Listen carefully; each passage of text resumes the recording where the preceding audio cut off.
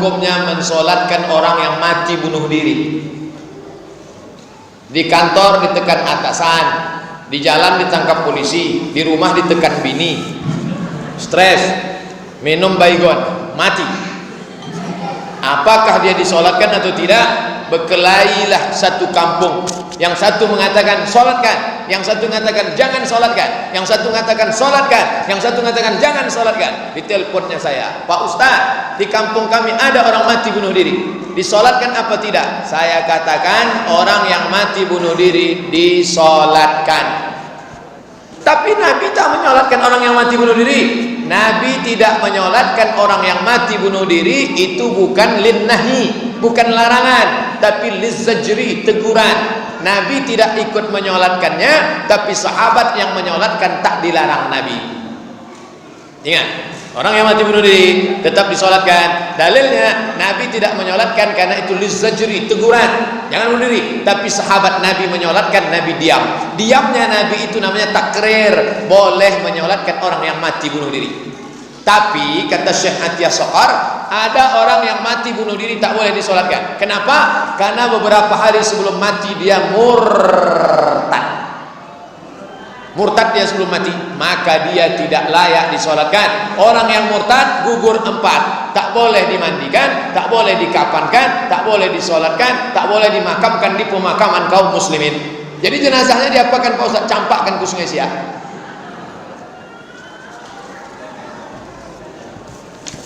Pak Ustaz, bagaimana hukumnya bersalaman dengan yang bukan muhrim? Orang yang pakaian ihram namanya muhrim. Orang pakai ihram itu muhrim. Adapun yang saya dengan ibu itu namanya mahram. Jangan lagi pakai muhrim, mahram. Apa hukum bersalaman dengan orang yang tidak mahram? Dengan alasan menghormati orang yang lebih tua. Misalnya bersalaman, saya baru pulang dari Maroko, bersilaturahim ke rumah Ustadz Darisman. Assalamualaikum Ustadz. Ustadz, ya. Kata beliau, kau sudah kerja? Mat, belum bang. Aku nih kerjaku pengacara, pengangguran banyak acara. Diajaknya lah saya ke UIN. Dialah yang masukkan saya ngajar bahasa Arab di UIN. Sampai di UIN itu semangatlah saya, karena mahasiswinya cantik-cantik. Pas akhir semester datanglah mahasiswi itu mau salaman. Ustaz, mohon maaf silap salah kami ya. Saya itu waktu itu masih muda lagi, masih ganteng-ganteng, belum nikah. Mahasiswi mau salam, mau disalami berdosa, mau tak disalami mubazir. Li ayyut'ina ala ra'si ahadikum, ditusukkan paku ke kepala kamu, paku dari api neraka ditusukkan ke kepala kamu, lebih baik, ke tapak tangan kamu lebih baik daripada engkau salami perempuan yang tak mahram. Kita ngajar hadis, ngajar bahasa Arab, akhirnya dia sudah ngulurkan tangan, saya gini kan. Ini tak pernah kami pelajari di Mesir, tak pernah kami pelajari di Maroko. Ini dapat dari mana? Mahabharata. Namaste, namaste. Jadi caranya begitu. Kalau anak-anak gadis mau salaman, tapi kalau nanti nampak saya menyalami emak-emak, Pak Ustadz ikut mak ambo, Pak Ustadz, saya salami. Makcik sehat, amak sehat, apa kabar mak kini? Sehat. Kemarin saya dari Padang Panjang ceramah, datang ibu-ibu sudah tua. Oh ikut Ustadz Abu Somad. Iya mak, apa kabar mak kini? Sehat ya mak.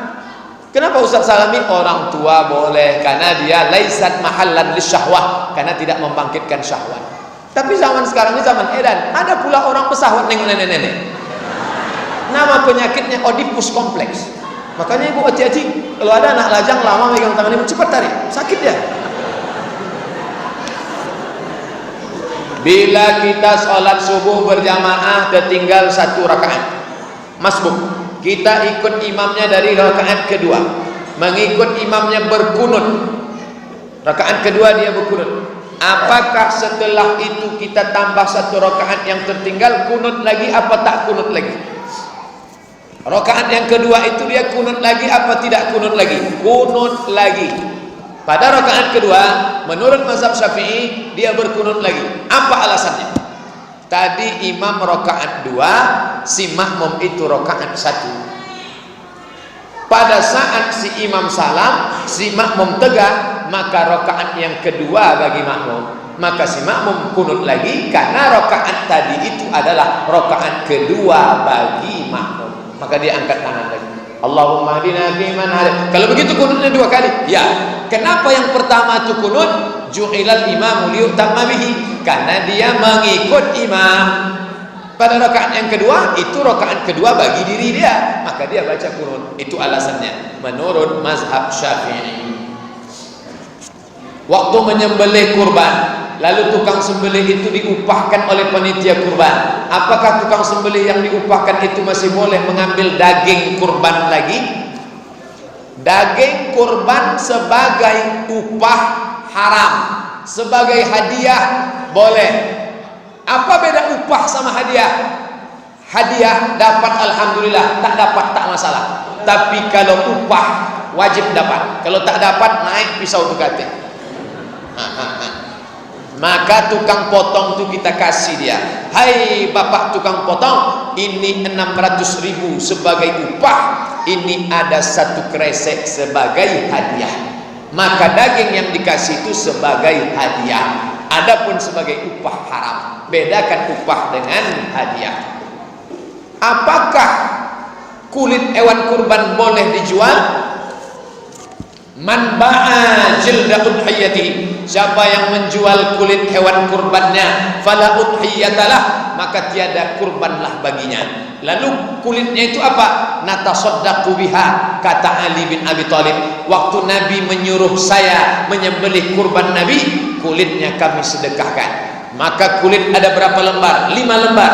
Panggil fakir miskin. Fakir miskin, sini. Ya, mau kulit? Ambil. Kata fakir miskin, jijik, banyak darah, bau, enggaklah. Akhirnya dia pergi. Kemana kulit?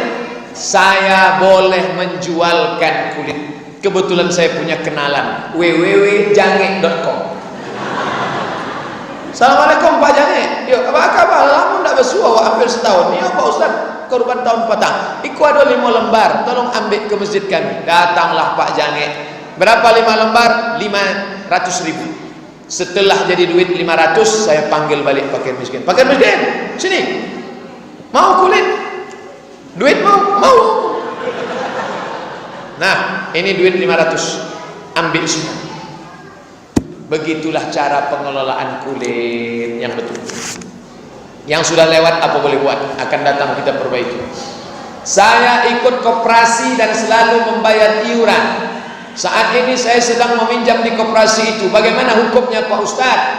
Riba. Pinjam 1 juta bayar 1.100.000, riba. Pinjam 100 bayar 110, riba.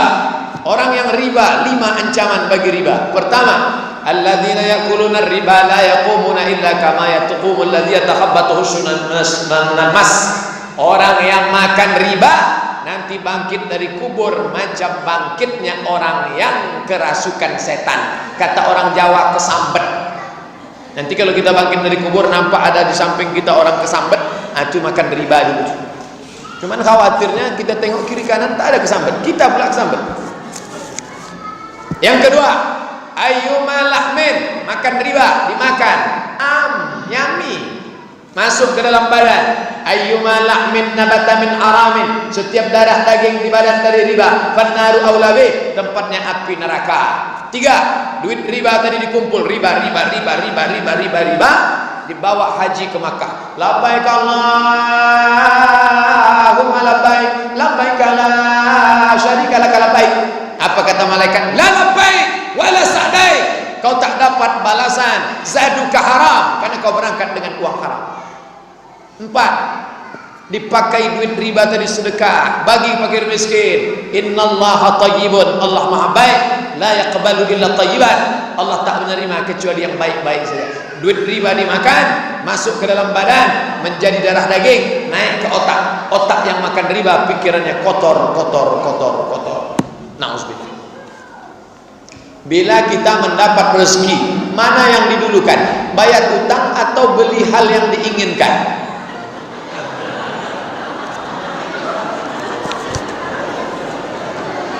Ini saya tunjukkan ayatnya. Surat Al-Baqarah ayat 282. Ini Samsung sedang murah nih. Al-Baqarah 282. Coba tengok. Ini saya kasih tanda satu halaman. Nih, saya kasih tanda pakai kertas yang nanya utang tadi.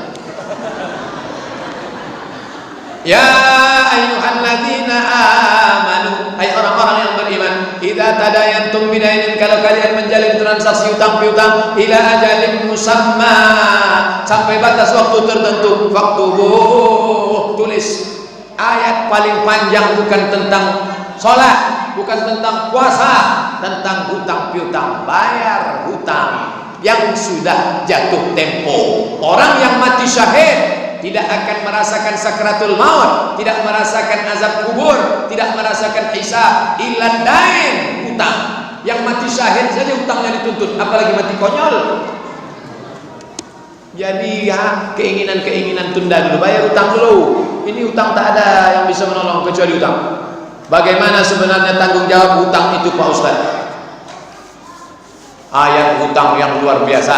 Orang yang tidak membayar hutang mati, maka di akhirat dia mesti cari itu orang. Dia cari di mana? Di padang mahsyar. Mencarinya di padang mahsyar. Di padang panjang aja payah jumpa, apalagi di padang mahsyar. Saya tak sanggup membayangkan hutang piutang. Makanya Ustadz Darisman Ahmad, kalau ada hutang saya waktu di Mesir dulu, tolong izinkan aja lah. Bolehkah puasa Asyura 9, 10 sebaleh dilanjutkan dengan puasa sunat Kamis yang jatuh tanggal 12, lalu dilanjutkan lagi dengan puasa 13, 14, 15 yang berakhir di hari Ahad, pada hari Seninnya dilanjutkan lagi dengan puasa sunnah? Boleh apa tak boleh? Boleh. Udah itu aja. Iya. Kalau cuma bilang boleh tak boleh, kami pun pandai. Dalilnya mana? Dalilnya hadis riwayat seorang laki-laki dari Bahilah, rajulun al-Bahili min al-Bahilah. Apa kata dia kepada Nabi? Ya Rasulullah, aku mau puasa. Apa kata Nabi? Wa minal hurumi fasum, berpuasalah engkau di bulan-bulan haram. Bulan haram itu berapa? 4. Zulqa'dah, Zulhijjah, Muharram, Rajab. Andai dia berpuasa full tetap boleh. Tapi bagi perempuan puasa sunat tak boleh kalau tak izin suami. Jangan lupa mengurus surat izin atasan.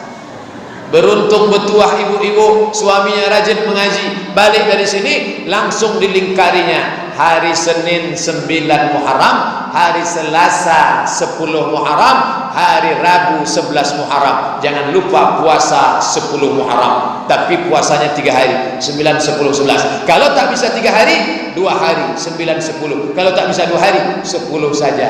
Andai tak bisa juga 1 hari, innalillahi wa inna ilaihi raji'un.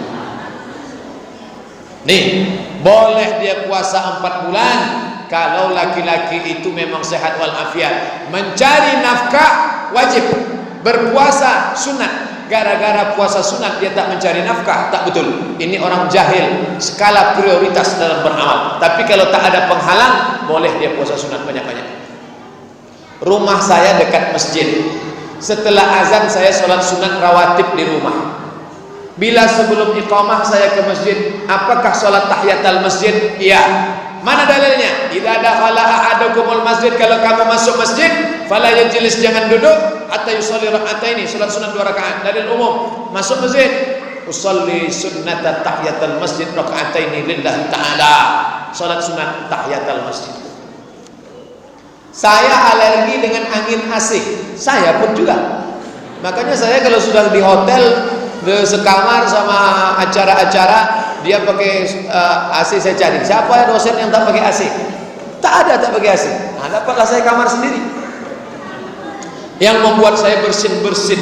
Bolehkah saya sholat pakai masker agar angin AC tak membuat hidung saya jadi dan bersin-bersin yang mengganggu jamaah? Pada hukum asalnya perempuan tak boleh menutup wajah, hukum asal. Tapi ketika ada darurat, maka ada kaidah fikih, ad-darurat tubihul mahzurat wa daruratu tuqaddaru biqadriha.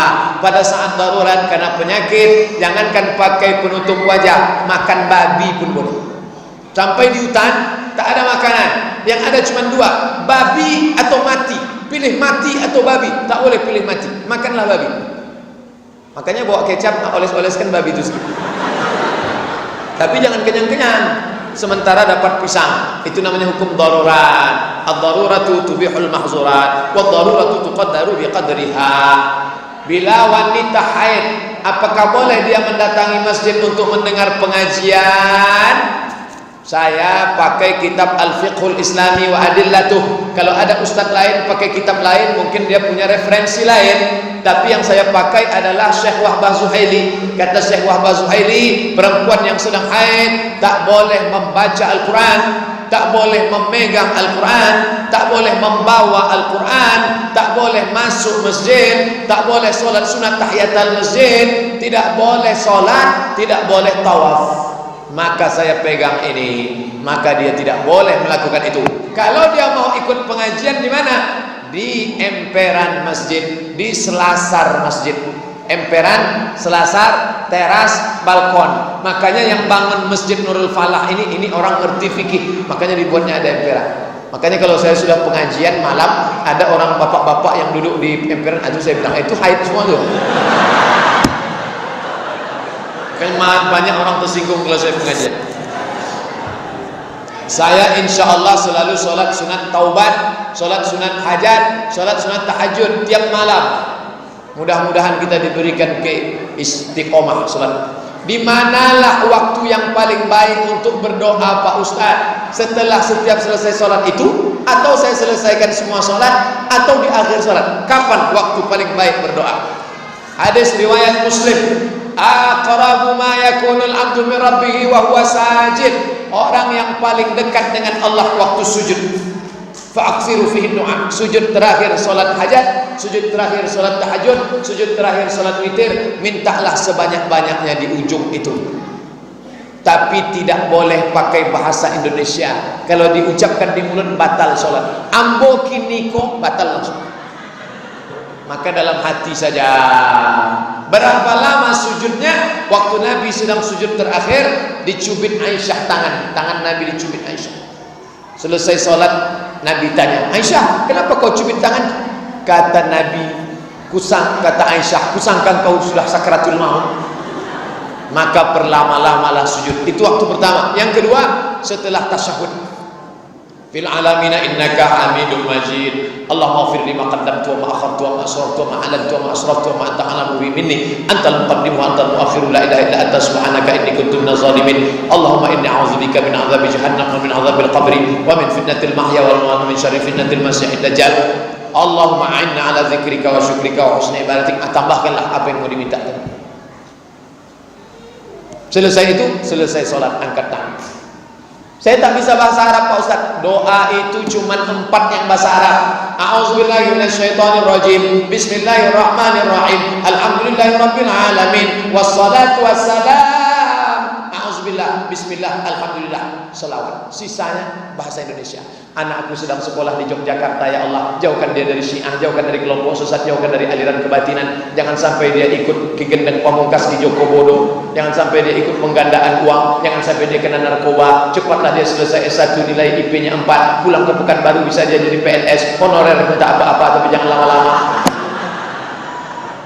Saya tak bisa doa kalau pakai bahasa Indonesia Pak Ustaz. Bahasa awak nan rancaknya iko banyak banan akan dimintakan anak pak tetamu alun balaki anak kedua alun babinin anak ketiga bacara pulau. Iki wis perang-perang dino pojok erong teko piye iki wis ngalor ngidul ngetan ya Allah.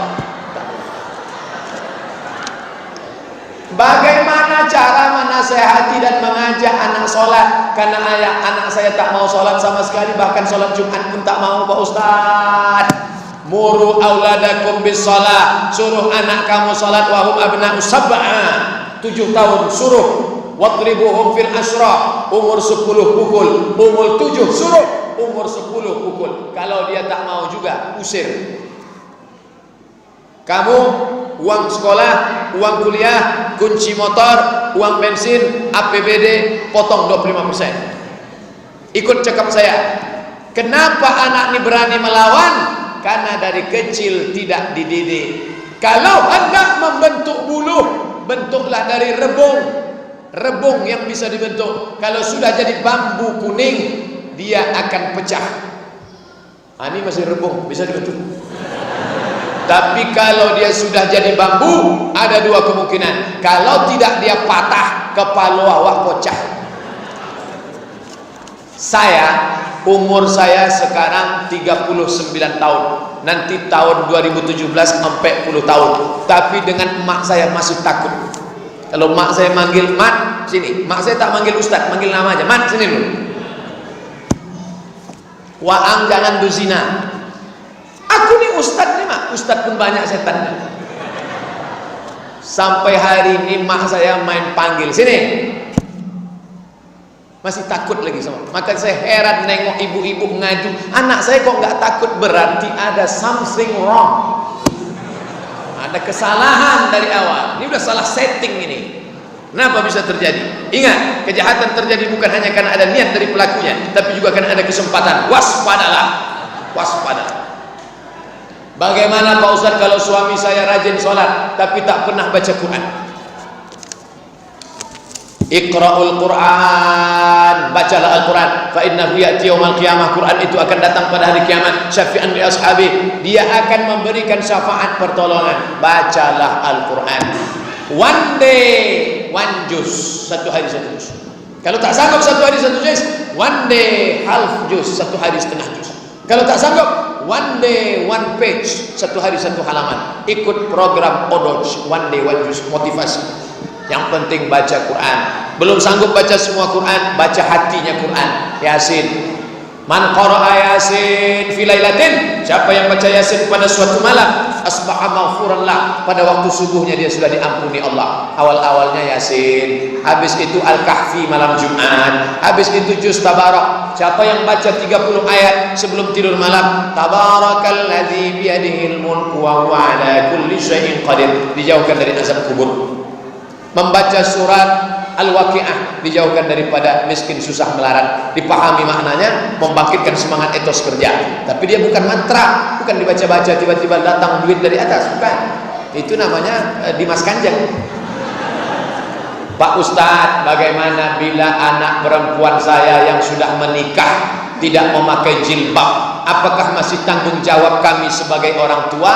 Ya, tanggung jawab orang tua kepada anak dua, mati anak itu duluan atau kita mati duluan. Adapun dia menikah, dulu dia di rumah kita pakai jilbab, di rumah kita dia sholat. Setelah nikah tiba-tiba jilbabnya melayang, pakaiannya setengah tiang, pakai baju you can see, kamu can bisa see menengok, you can see kamu bisa menengok ke tiang mini saya. Maka kita wajib panggil dia, "Hai anakku duduk sini, hai menantuku duduk sini." Mau dibawa kemana hubungan ini? Hei menantuku, ini anakku ini bukan dapat kau di tong sampah.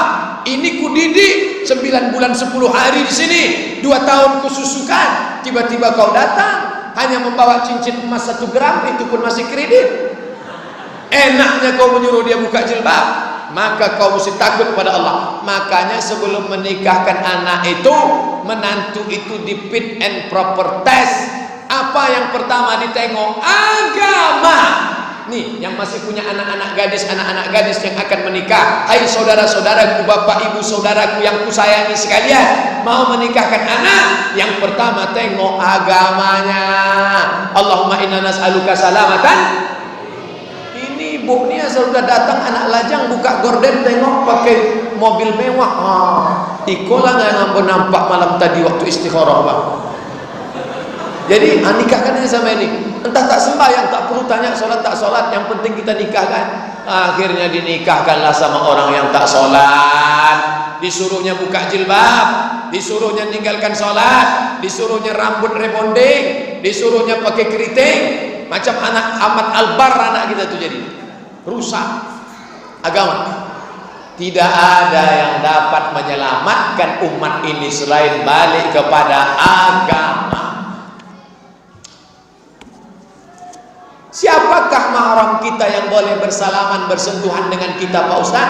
Karena antara ipar kita apakah mahram? Dengan guru, dengan murid? Karena banyak orang sembarangan salaman. Saya dengan mahasiswi tidak. Tapi anak-anak MDA ini kalau salaman, kan anak kecil, menengok anak-anak ingat kita anak di rumah, menengok mahasiswi lupa bini kita di rumah. Jangan kena alasan murid. Ingat, talbisu iblis, setan sedang bermain. Dia sudah akil balik, tangannya lembut, ada getaran-getaran syahwat. Saya tak bersahwat Pak Ustaz. Berarti homo. Hati-hati. Nah, adapun adik ipar, kata Nabi, jangan kalian dekat-dekat. Wa kaifal hamu? Alhamu al-maut. Alhamu al-maut. Ipar itu mati, kata Nabi. Ipar mati. Kenapa ipar itu disebut mati? Saya nikah dengan kakaknya, saya mesra dengan adik ipar. Ini kalau sempat terjadi mati. Kisah nyata, true story. Bertanya ke saya, Pak Ustadz, boleh saya nikah lagi? Boleh. Suruh izin, surat izin atasan. Tapi kalau saya menikah hancur rumah tangga ini Pak Ustadz. Kenapa? Yang suka sama saya itu adik ipar saya. Tengok, sudah macam adik saya, sudah macam adik saya, sudah macam. Berapa lama yang awalnya macam menjadi macam-macam. Hati-hati. Adik ipar, Ustadz punya adik ipar? Punya. Pernah Ustadz salami? Sekali, haram tak pernah salam. Asal dia mau salaman, jaga. Aneh kata orang, ja'al Islam gharibun. Islam di waktu datang dulu pertama kali aneh. Fasawfa yakunu ghariban, di akhir zaman dia akan aneh. Fatuba lil ghuraba. Berbahagialah orang yang dianggap aneh. Kita mulai dari keluarga diri kita sendiri. Adik ipar tak disangka. Bagaimana orang sekarang banyak menitipkan anaknya ke orang tuanya karena dia bekerja dan istri bekerja.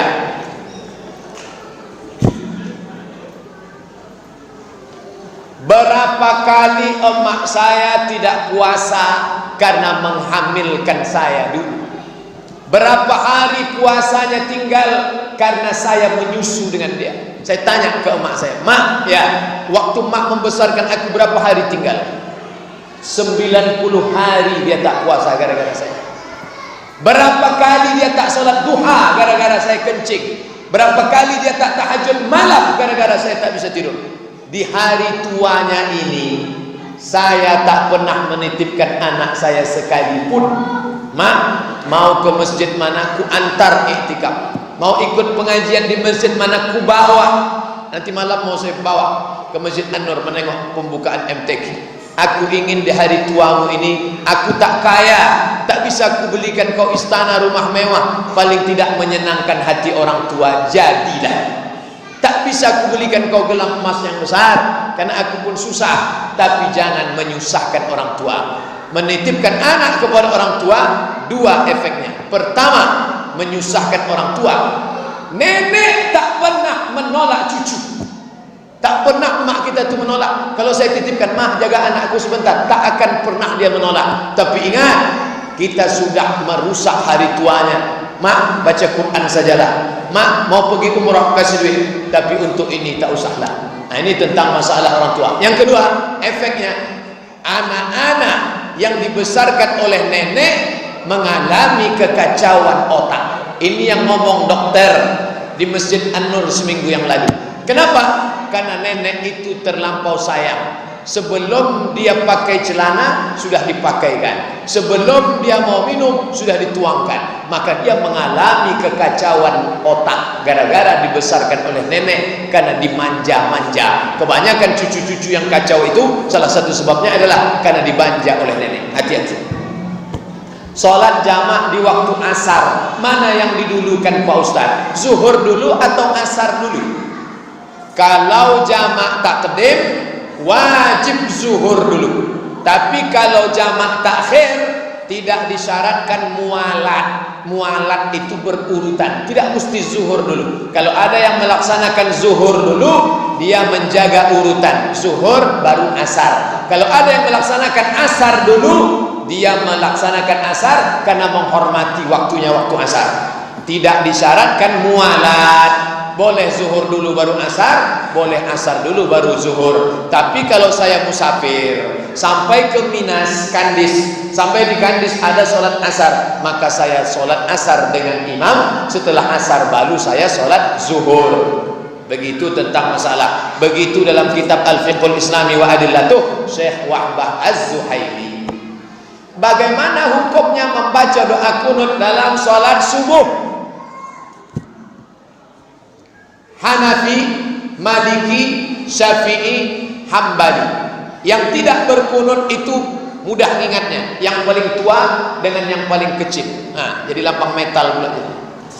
Hanafi paling tua, Hambali paling kecil, itu tidak berkunut. Kenapa di Makkah tidak berkunut? Karena di Makkah itu orang Makkah Madinah mazhabnya Hambali. Itu sebabnya kenapa Makkah Madinah tak berkunut. Tapi Syafi'i dan Maliki berkunut. Saya 2 tahun di Maroko, Maroko itu pakai kunut subuh. Sama macam di Indonesia pakai kunut subuh. Nah, maka bagi imam tinggal memilih apakah Hanafi, Hambali atau Syafi'i, Maliki. Saya condong berkunut. Saya kalau sholat di masjid saya berkunut. Tapi saya tidak menyalahkan orang yang tak berkunut selama tak keluar 4 mazhab. Sekarang yang jadi masalah kalau kita jadi makmum, ini imam. Datang orang bertanya kepada Imam Hambali, "Hai Imam Hambali, ya, saya ikut kamu tak berkunut subuh." "Mantap, kamu tak berkunut?" "Iya, sama macam saya." "Bagaimana kalau saya sholat subuh ternyata imam saya bermazhab Syafi'i, imamnya berkunut, apa sikap saya?" Kata Imam Hambali, "Kalau imammu berkunut, angkat tanganmu, ucapkan amin. Allahumma hdina fi man hadait, amin. Wa afina fi man afait, amin. Wa tawallana fi man tawallait, amin. Wa barik lana fi ma a'tait, amin. Wa qina bi rahmatika syarra ma qadait, amin." Sisanya tak diaminkan karena sisanya itu bukan doa, itu namanya sana, pujian. Fa innaka taqdi wa la yuqda 'alaika wa innahu la yadhillu man walayta wa la yanzu man adait, tabarakta rabbana wa ta'ala falakal hamdu 'ala ma qadait, nastaghfiruka wa natubu ilaik. Wa sallallahu ala sayyidina Muhammadin nabiyil ummi wa ala alihi wa sahbihi wa baraka wa sallam. Allahu akbar. Jangan dilawan imam. Jadi bukan baru sekarang banyak orang melawan imam. Imam baca kunut dia tahu Allahumma hdina fi man hadait, enggak mau. Benar ada hadis yang menyatakan orang berdoa dan berzikir bersama setelah sholat berjamaah adalah bid'ah. Bid'ah tempatnya adalah neraka jika tidak dibuat Nabi bid'ah. Orang yang suka membid'ah dia pakai 5 jari saja. Jika tidak dibuat Nabi bid'ah. Orang belajar di Mesir 4 tahun, di Yordania 2 tahun, di Mesir 4 tahun, di Maroko 2 tahun, di Madinah 13 tahun. Dia enggak, dia cukup pakai 5 jari aja. Jika tidak dibuat Nabi bid'ah. 1 Muharram bid'ah. Dolalah finnar. Tak sesederhana itu, bro. Makanya ente ngaji. Ini ngaji tak mau. Selama ada dalilnya, maka dia tidak boleh disebut bid'ah. Apakah dalil itu am, apakah khas, apakah mutlaq, apakah muqayyad, apakah ba'id ataupun qarib. Selama ada 6 dalil, tidak boleh dikatakan bid'ah. Nah, bagaimana kalau imam itu baca doa? Allahumma inna nas'aluka salamatan fid din, amin. Ada tak dalilnya? La yajtami malaun, sekelompok orang berkumpul. Fayad'u ba'duhum, berdoa satu orang. Wa yu'minuhum sa'iruhum, diaminkan oleh yang lain. Illa ajabahumullah, Allah mengabulkan doa mereka. Ada dalilnya. Dalil ini diperkuat dengan ayat Quran. Qad ujibat da'watukuma, doa kalian berdua dikabulkan. Yang berdoa itu Nabi Musa. Ya Allah, selamatkan kami menghadapi Fir'aun, selamatkan kami melawan Fir'aun, selamatkan kami dari kejaran Fir'aun. Yang mengaminkan Nabi Harun. Amin, amin. Doa bersama bukan hanya ada pada syariat Nabi Muhammad, tapi sudah ada pada zaman Nabi Musa alaihissalam. Buka tafsir Ibnu Katsir dalam ayat qad ujibat da'watukuma, ada dalil am, maka tak boleh dibid'ahkan. Apa kata Ustaz Abdullah Hadrami dari Malang? Kalau anda mengatakan saudara anda, hei pelaku bid'ah, maka anda sudah mengatakan hei pelaku neraka. Hati-hati, ini konsekuensi hukumnya luar biasa. Selama ada dalil, maka tak boleh dibid'ahkan orang lain. dalil am, dalil khas, dalil mutlak, dalil muqayyad, dalil ba'id, dalil qarib. Di mana dibahas? Ilmu usul fikih. Sekarang ilmu usul fikih tak mau dipelajari orang. Sekolah tidak sekolah agama, membid'ahkan orang berapi-api. Mohon dibantu Pak Ustaz. Kenapa ada 4 mazhab? Siapa ngomong 4 mazhab? Syafi'i, Maliki, Hanafi, Hambali, Auza'i, Sufyan Tsauri, Sufyan ibnu Uyainah, Imam Lais ibnu Sa'ad, Imam Al-Auza'i, Imam Yahya ibnu Yahya Al-Laitsi. Mazhab itu sampai ada 14. Buka dalam Muqaddimah Fiqhul Islami wa Adillatu Syekh Wahbah Zuhaili. Mazhab itu banyak, tapi karena murid-muridnya itu banyak yang meninggal tidak menuliskan kitab imamnya, maka yang populer tinggal 4. Pertama Hanafi, meninggal tahun 150 di Kufah, Irak. Yang kedua Maliki, meninggal di Madinah tahun 179. Yang ketiga Syafi'i, meninggal di Kairo, Mesir tahun 204. Yang keempat Hambali, meninggal di Baghdad, Irak tahun 241. Bukan cuma 4, yang masyhur itu 4. Kenapa mesti ada mazhab? Ini Quran, ini sunnah. Marilah kita kembali ke Quran dan sunnah. Marilah kembali ke Quran dan sunnah. Tidak semua orang bisa kembali ke Quran dan sunnah. Saya bisa kembali ke Quran dan sunnah, langsung saya kembali ke Quran dan sunnah. Tapi tak semuanya bisa, tak sanggup. Dia harus ke gelas dulu. Quran, sunnah, gelas, baru dia. Kita baca Quran. Fi qulubihim maradun, dalam hati mereka ada penyakit. Mana ada penjelasannya? Jadi maka saya yang tak paham datang ke Dr. Mustafa Umar. Dr. Mustafa Umar, apa artinya ini? Oh, ini artinya ragu. Maka saya sedang bermazhab. Mazhab apa namanya? Mazhab Mustafa Umar. Mazhab itu artinya pendapat ijtihad si imam. Jadi jangan katakan kamu ikut Syafi'i apa ikut Nabi, kamu ikut Syafi'i apa ikut Quran. Itu orang jahil bin bahlul bin goblok. Imam Syafi'i itu hafal Quran, Imam Syafi'i itu hafal hadis, Imam Syafi'i itu gelarnya Nasirus Sunnah. Quran, hadis, ijma', qiyas. 10. Quran, hadis, ijma', qiyas, syar'u man qablana, qaulus sahabi, istihsan, istishab, urf, saddu zara'i. 10 di kepala Imam Syafi'i. Baru bisa dia mengeluarkan satu hukum. Belajar baik-baik. Tinggal 2 kertas lagi. Bapak Ibu sabar. Apa hukum mengadakan wirid Yasin? Karena ada sebagian orang mengatakan bid'ah. Kalau ada orang mengatakan bid'ah, bid'ahnya di mana? Baca Yasin bid'ah. Yasin itu Quran apa tak Quran? Kecuali ada namanya wirid membaca Matius, Markus, Yunas, Yohanes, baru bid'ah. Yasin itu ada dalam Quran. Kenapa Yasin dan dibaca? Karena setiap surat-surat itu ada keutamaannya. Man qara'a surat al-kahfi lailatal yaumal jumu'ah. Siapa yang baca surat al-kahfi malam Jumat, adha'allahu lahu min nur, diberikan Allah dia cahaya ma bainal jumu'ataini. Ada keutamaannya. Dibaca Yasin kan ada keutamaan Yasin. Oh, bid'ah kalau dibaca bersama-sama. Dibaca bersama-sama itu kata Imam Ibnu Taimiyah. Ibnu Taimiyah mengatakan baca bersama-sama itu hukumnya la ba'sa bih, boleh, tak masalah. Imam Al-Buhuti mengatakan kalau baca bersama-sama tajwidnya tak sama, makruh.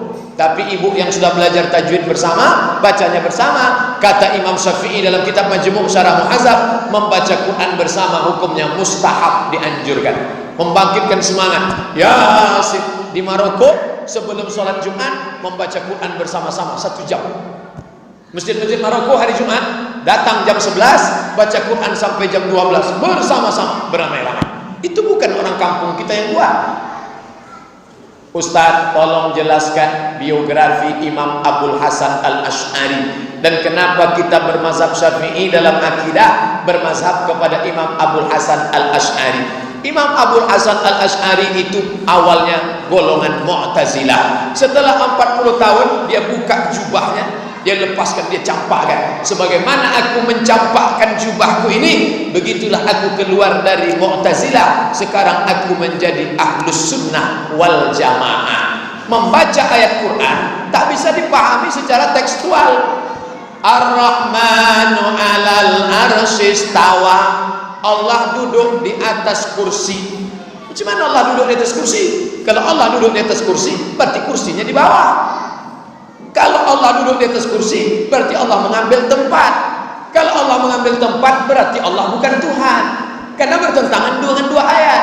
Laisa kamitslihi syai'un wa huwas samiul basir. Maka dari dulu sudah disepakati Ahlus Sunnah wal Jamaah itu adalah Asy'ari dan Al-Maturidi. Hanya saja kalau mazhabnya Hanafi, akidahnya condong Maturidi. Turki, India, Pakistan, Bangladesh itu dalam masalah fikihnya Hanafi, dalam masalah akidahnya Maturidi. Sedangkan Indonesia, Brunei Darussalam, Malaysia, Yaman, Thailand, Patani Selatan, dalam fikihnya Syafi'i, dalam akidahnya Asy'ari. Dia sudah sepaket tiga. Dalam fikih Syafi'i, dalam akidah Asy'ari, dalam tasawuf Junaid al-Baghdadi dan Abu Hamid al-Ghazali. Ini tiga paket, tiga serangkai yang tak terpisahkan. Apakah doa di saat sujud dengan bahasa Indonesia diawali dengan ta'awuz bismillah, alhamdulillah, salawat? Tidak. Waktu sujud itu kalau ada dia pakai a'udzubillahi minasyaitonirrajim, bismillahirrahmanirrahim, alhamdulillahirabbil alamin, wassalatu wassalam, boleh. Karena membaca bacaan di dalam sujud itu boleh. Tapi andai dia tidak baca ta'awuz, tidak baca bismillah, tidak baca alhamdulillah, tidak salawat, langsung sudah. Kenapa? Karena semua itu sudah terbaca di awal sholat. Alhamdulillahirabbil alamin. A'udzubillahnya di awal. A'udzubillahi minasyaitonirrajim. Bismillahirrahmanirrahim. Alhamdulillahirabbil alamin. Salawatnya at-tahiyatul mubarakatuh salawatut thayyibatullah. Salawat. Andai tidak, maka sudah tercover dengan itu. Maka waktu sujud itu tinggal doanya saja. Kertas terakhir. Bolehkah sholat memakai mukena yang bergambar binatang? Nah, jangan pakai gambar kucing, gambar kelinci, gambar Barbie, gambar daun, gambar bunga boleh. Bunga pun jangan besar-besar. Buatlah bunga besar. Orang di belakang menengok. Di mana lah di bordirnya ini? Ada bunga teh ayam sih. Pokoknya yang bagus, yang polos-polos saja. Tapi yang bunga tak salah. Makanya keliling ini bunga-bunga. Coba tengok bunga semua. Hebat. Paling banyak pintu dikasih bunga Masjid Nurul Falah. Bunga. Binatang tak boleh. Kepala harimau, kepala binatang yang bernyawa tak boleh. Apa hukumnya menolong orang tua yang berbeda agama dengan kita? Orang tua non muslim. Boleh. Mana dalilnya? Enak aja Ustaz ngomong boleh. Asma binti Abi Bakar datang menghadap Nabi. Ya Rasulullah, ummi qadimat wa hiya raghibatun. Emak saya non muslim. Emak Asma itu non muslim. Mau jumpa sama Asma karena sudah rindu. Asma takut berjumpa dengan emaknya. Lalu dia nanya ke Nabi, afa asiluha, bolehkah ku sambung silaturahim dengan emakku? Kata Nabi, siliha, silakan sambung. Apa utiha, boleh ku kasih dia hadiah, ku belikan baju, ku kasih duit? Kata Nabi, i'tiha, boleh. Ibu, bapak, mu'allaf, punya emak non muslim, boleh. Saya kasih baju, boleh. Saya belikan kamput, jangan. Tapi kalau sudah dalam masalah ibadah, wala ana abidun ma'abattum wala antum abiduna ma'abud lakum dinukum waliyadi. Terima kasih atas segala perhatian. Mohon maaf segala kesilapan. Ala hazihin niyah al-Fatihah. A'udzubillahi minasyaitonir rajim. Bismillahirrahmanirrahim. Alhamdulillahirabbil alamin. Ar-Rahmanir Rahim, Maliki Yaumiddin. Iyyaka na'budu wa iyyaka nasta'in. Ihdinas siratal mustaqim. Siratal ladzina an'amta 'alaihim ghairil maghdubi 'alaihim waladdallin. Amin. Allahumma inna a'udzubillahi minasyaitonir rajim. Bismillahirrahmanirrahim. Alhamdulillahirabbil alamin. Wassalatu wassalamu ala asyrafil anbiya wal mursalin wa ala alihi wa sahbihi ajma'in. Allahumma inna nas'aluka salamatan fid din. Berikan kami keselamatan dalam agama ya Allah. wa afiatan fil jasad, sehatkan badan kami ya Allah, wa ziyadatan fil ilmi, tambahkan ilmu kami ya Allah, wa barakatan fil rizqi, berikan berkah pada rezeki kami ya Allah, wa taubatan qablal maut, berikan kami taubat sebelum mati, wa rahmatan indal maut, curahkan rahmat ketika kami mati, wa maghfiratan ba'dal maut, berikan ampunan kepada kami sesudah kami mati. Allahumma hawwin alaina fi sakaratil maut, ringankan kami waktu melewati sakaratul maut ya Allah, wan najata minan nar, selamat dari api neraka, wal afwa indal hisab, selamatkan maafkan kami ketika amal kami dihisab. Rabbana ighfir lana dzunubana wa liwalidayna, ampunkan kami, ampunkan dosa kedua orang tua kami, wa li azwajina, pasangan hidup kami, wa li masyayikhina, guru-guru kami, wa li dzurriyyatina, anak cucu keturunan kami, wa liman hadarana, semua yang hadir dalam majlis kami siang ini ya Allah. Allahumma khtim lana bi husnil khatimah, tutup umur kami dengan husnul khatimah, wa la takhtim alaina bi su'il khatimah, jangan tutup umur kami dengan su'ul khatimah. Allahumma ja'al akhir kalamina inda tihai ajalina, jadikan ucapan terakhir kami waktu ajal kami sampai, yang keluar dari mulut kami qaula la ilaha illallah. Rabbana atina fid dunya hasanah wa fil akhirati hasanah wa qina adzabannar. Wa sallallahu ala sayyidina Muhammad wa ala alihi wa sahbihi wasallam. Walhamdulillahi rabbil alamin. Taqabbalallahu minkum minna wa minkum taqabbal ya karim. Assalamualaikum warahmatullahi wabarakatuh.